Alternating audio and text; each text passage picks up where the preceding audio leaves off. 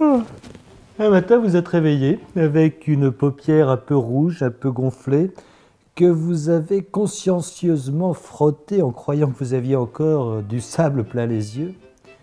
Puis dans la journée, ça s'est aggravé. Une sorte de bouton tentait de percer au bord de la paupière. C'était un orgelet.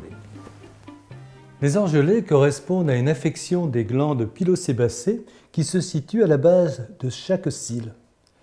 Sous l'action du germe, en général un staphylocoque, ces glandes se mettent à gonfler, prennent la forme d'un petit furoncle qui finissent par éclater en libérant du pus. Il n'est bien sûr pas nécessaire d'attendre ce stade pour aller consulter votre médecin.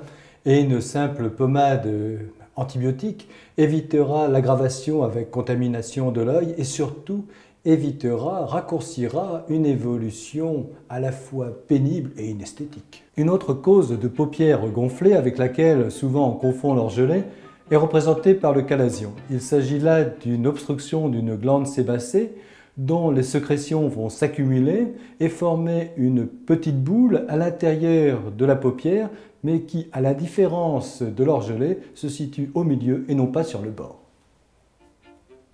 À la différence également de l'orgelet, le chalazion n'est pas douloureux, mais il va rapidement gêner la vue et peut même se surinfecter.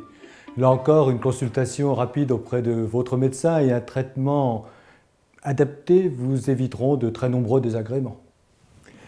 La vue est trop précieuse pour tenter de se soigner tout seul pour éviter de payer une consultation. Ce serait une façon de se soigner à l'œil qui deviendrait dangereuse pour lui.